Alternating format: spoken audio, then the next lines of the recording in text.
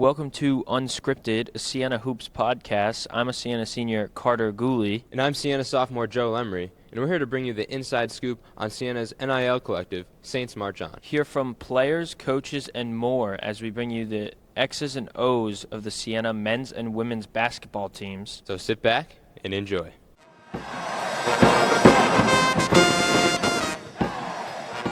Welcome back to Unscripted, the Siena Hoops podcast. I'm your host, Joe Lemery. We have our special guests today alongside Heather Stec and Sydnie Rosales. Guys, how you doing today? Doing awesome. Doing Game day. well. Yes, very excited for that. Pink day, as you can see. So Heather, we'll start with you. Walk me through your coaching journey up to this point. Yeah, well, when I was at Siena, I actually didn't think I was going to get into coaching. I was thinking of more like the science realm. And as I coached some teams overseas in Europe, I really enjoyed the process and watching the players grow and learn and being able to teach them the skill and see them incorporate it in a game. So I coached some younger teams and some women third teams while I was in Europe.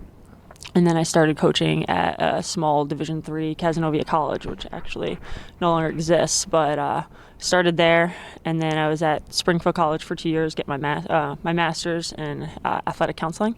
And that was a really great experience. We went from a losing season, turned it around, won the new MAC, and went to the NCAA tournament the next year. And it further propelled me to want to stay in the business. And then did a couple years at Merrimack College, which was D2 for 4 years, which was awesome, working with Coach LeBlanc, who's now at Brown. And then I got the opportunity to be at Army West Point, which is a completely different experience, Division I, for 3 years. And having Coach Daber call me to come back here has just been, it was a blessing, and it's been an awesome experience since. But every stop has been a little different and a little rewarding in its own way.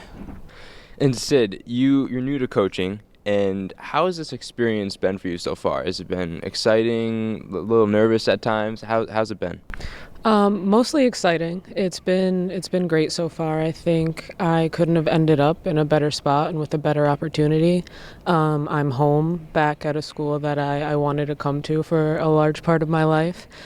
Surrounded with an amazing coaching staff. I'm learning from, I think, some of the greatest basketball minds there are. Of course, with Jim, and Terry's one of the most detail-oriented, passionate coaches I've ever seen, and Heather's incredible, and learning from them has been great. And on top of that, the girls, there's not one bad seed, I think, in this group. So I'm super thankful that I'm having this great experience and that the journey over has been pretty smooth. Awesome. And Heather, so what has been the best part of coaching so far in your career? Well, I think there's two parts. On the court, where you get to teach a skill and see them develop it and grow confidence in it, and then be able to execute it and be confident on the court. That's a lot of fun to see. So usually when I'm hyped is when I see a player execute like a hook shot that we've been working on for weeks, and they're killing their competition. But off the court, maintaining the relationships of the people that I've met, like my teammates that I played when I was here, but when I played and coached overseas, and the players that I've coached up until this point, just having those relationships afterwards has been a lot of fun. That's really cool. And you mentioned relationships. Does that tie in at all to your favorite basketball memory? Does that happen with playing or coaching for you? Both. When we won the national championship in Denmark, that was really cool because it was a series best out of 5 for the championship game, and so to have to go back and forth with Obi Hoyt was a lot of fun, and having that memory of winning the championship at their place. That was a 6-hour drive away, driving home with the championship trophy, and that was a lot of fun. But playing, obviously a different experience. Coaching, getting to the NCAA tournament with that team that prior year, basically we returned the same group. They turned it around. We won as a 6 seed, going from at the number 3 at Coast Guard, then number 2 Wesley, and then number 1 Smith, and beating them 1-2-3 and going to the NCAA. That was a really cool experience. That's really awesome.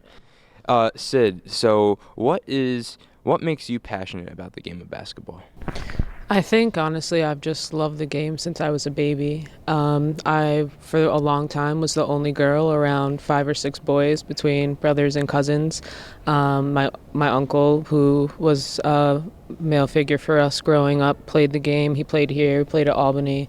So it's just all I was around for a long time, and I grew a love for it from that age. Then my knowledge for it, and just desire to learn about it more never faded, and it's just something I understand, I think, very well, and I just love to be around it. That's great. And Heather, I've been dying to ask you this question. What is your favorite post move? I know you were an amazing post player here. I want to know what one led you to so much success. Actually, I was more of a elbow jumper, turnaround jump shot on the block. Okay. But Brian Rubino, who does the color commentating, I actually hired him in the summers because it was a little different back then in terms of rules and working with coaches. So I had to hire a coach over the summer, and he taught me the hook shot, and that was my new favorite move once I learned that. And yeah, it was a fun experience. Brian, I got to give him a lot of credit, but. Yeah, I was mostly a face-up post player. That's pretty awesome. That's really cool. So Sid, we'll transfer over to the team a little bit. You guys have really turned it around this season, and what do you think has been? What do you think is the ceiling for this team going forward, heading into the MAC championships coming up? I think if we really apply ourselves and lock into what we need to do day in and day out, and just our principles, a ceiling for them is a MAC championship. When I got here, I'm only a couple months in, but that's all I've heard is that's their goal. Chose preseason second. They have a lot of motivation coming in from how they lost in the tournament last year. And like you said, the trajectory we're on right now, I think is right where we need to be. Obviously not ultimately at our final goal yet, but I think the ceiling is extremely high, and if the girls keep working, we're going to get to really great places. Awesome. And Heather, she said the ceiling can be high. How much growth have you seen from this team this year to allow that ceiling to possibly happen? I've seen a lot of growth. I thought we would have started a little bit higher, coming in from the summer and knowing, what we needed to do. But I think every year it's a little different with the chemistry and the learning. So we say, the price today isn't the same price as it was yesterday. So you got to always give more. And so I think right now the team is learning to give more, and they keep growing and growing. And along with Sid, I really believe that we can win it all if they keep giving the commitment and keep giving more. But you can't stay the same. That's a great point. And final question I want to leave you guys with, a little bit more on the fun side. What is each of you guys' favorite vacations and why? Or I should say dream vacation. What is the dream vacation for you guys and why? We'll start with you, Heather. Anywhere that's warm with a beach is usually my dream vacation. We honeymooned in Puerto Rico last year, and I didn't want to leave. I tried to miss the flight and stay there, but my wife would let me. And but anywhere that's warm with a beach is just that's it. That's the dream. That's fantastic. I echo those sentiments. Anything warm with the beach. My family's Puerto Rican, so spent a lot of time in Puerto Rico specifically. Love it there, but my dream one, I would say, would be Greece, just because I haven't done Europe yet, and I need a beach if I'm on vacation. Oh, I hear you. I'm a big cruiser, so I love going to the Caribbean, the warm islands. I think it's the best, So, all right, guys. Heather, Sid, I appreciate your time, and thank you so much for being on the show. Thanks, Joe. Thank you, Joe. It's been a pleasure.